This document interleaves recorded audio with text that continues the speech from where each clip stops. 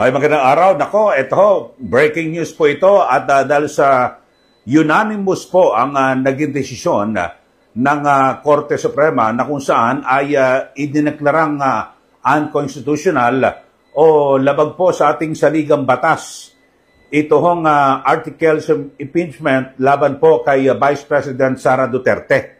So, unanimous po, ibig sabihin, lahat po sumang-ayon at wala ni isa man na tumutol dito po. At ang sinasabi ng Korte Suprema ay ito hong House impeachment complaint laban po kay VP Sara Duterte ay lumalabag ho, no, sa saligang batas at papahintulutan na muli na makasuhan o masampahan ng kasong impeachment ito pong si VP Sara sa February 6, 2026. So, yun po, at ang sabi po ng Supreme Court na dito po ang impeachment ay ni VP Sara is barred by the one-year rule and that due process or fairness applies during all stages of the impeachment.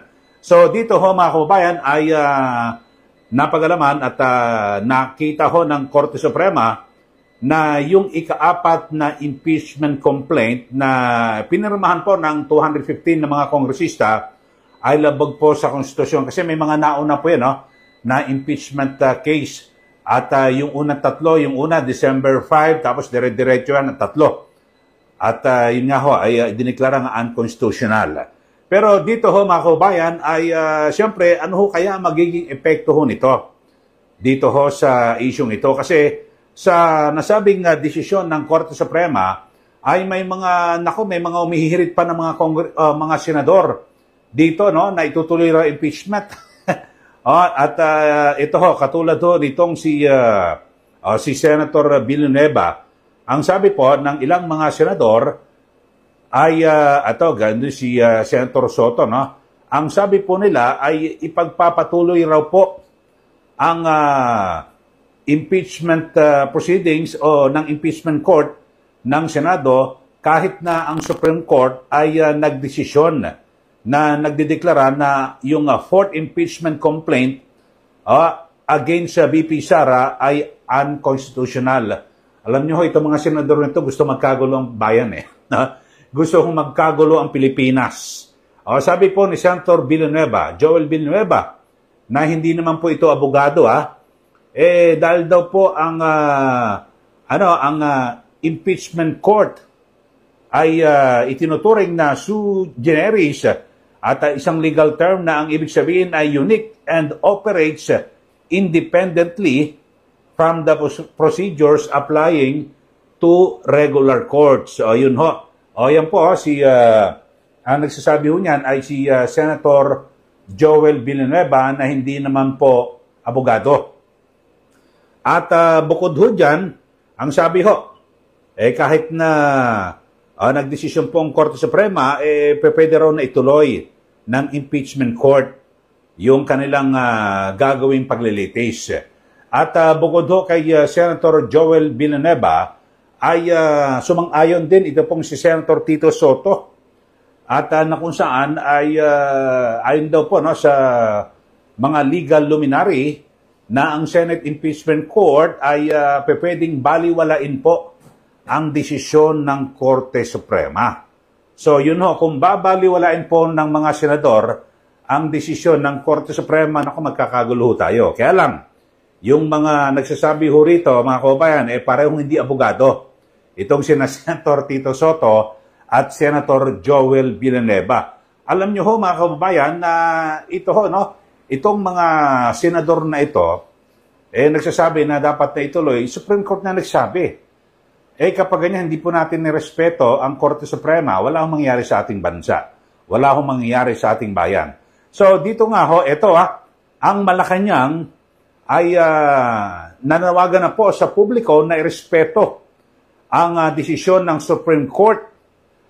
At dapat ho ay talagang ito po'y ating paniwalaan sa ating institusyon. Ito'y kaugnay pa rin ng desisyon ng kataas-taasang hukuman na ideklara nga unconstitutional itong impeachment case laban po kay VP Sara Duterte. So, ito ho, no? Yan po, no? Ang sinasabi ho, no? Malacanang na ho ang nagsasabi, nanawagan sa publiko na irespeto po ang desisyon ng Korte Suprema.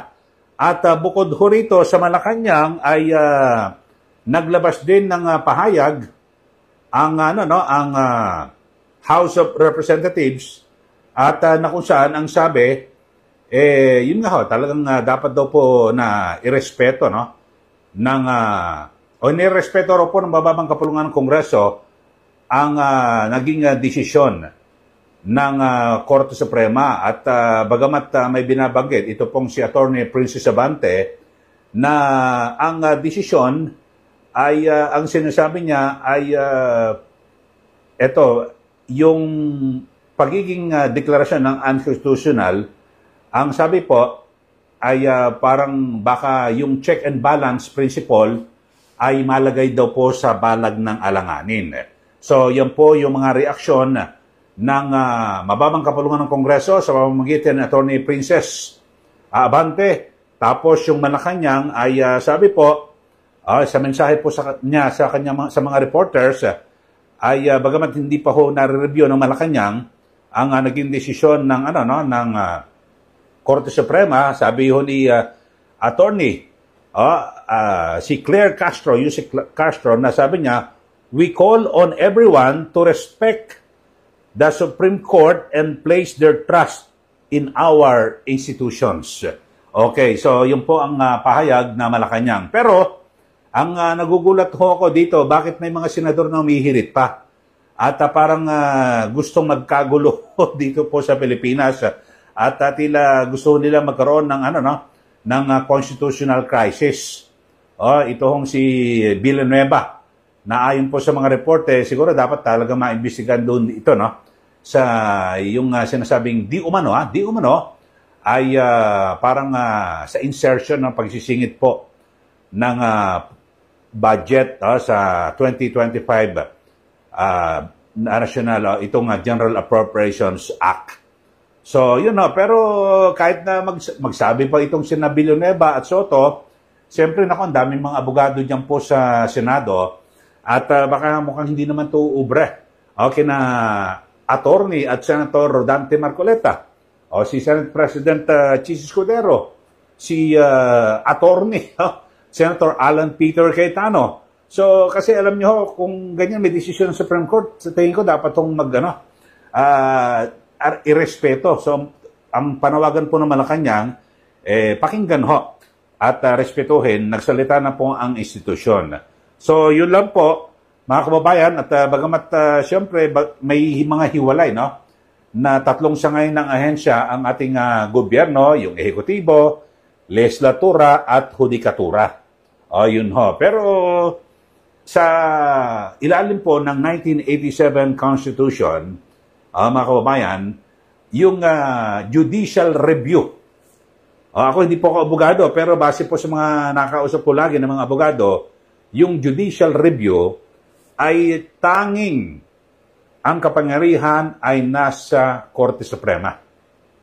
Pwede yung nilang, yan po ay na reviewin at pagpasyahan, mga kababayan. Kasi dito ho talagang maliwanag, sabi po ng Korte Suprema na unconstitutional at ang kanilang pinagbasihan po rito ng naging desisyon ng Supreme Court ay yung naging petisyon ng ng mga abogado ng kampo ni VP Sara Duterte na kumikwestiyon sa legalidad at konstitusyonalidad ng nito pong impeachment case na ito laban po kay VP Sara Duterte. So yun po. So yung December 2 na unang inihain na na impeachment complaint laban po kay VP Sara Duterte sa ilalim po ng 19th Congress, yun ho sana dapat talagang hanggang yung second impeachment, third.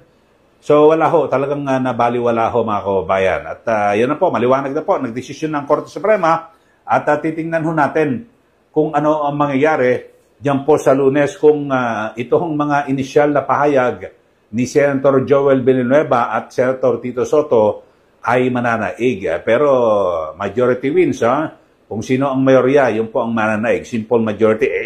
Nung hindi pa ho nagdidesisyon ang Korte Suprema talagang base sa mga naging pahayag ng mga senador, di po ba, talagang mukhang hindi po lulusot sa 20th Congress ito hong impeachment. Lalo na ho ngayon na nagdesisyon na ang Korte Suprema. So panawagan din ho natin sa mga politiko na kung siguro, kung masama po ang inyong loob at meron ho kayong personal na galit kay VP Sara Duterte, wala hong problema yon. Pero dito, nagdesisyon na ang Korte Suprema.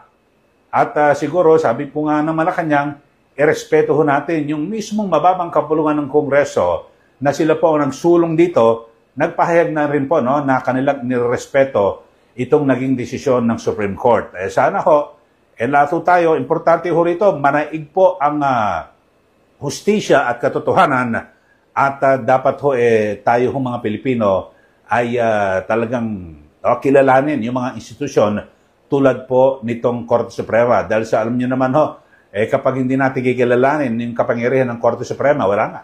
Yung ating judicial system dito sa ating bansa, maaaring bumagsak. Okay,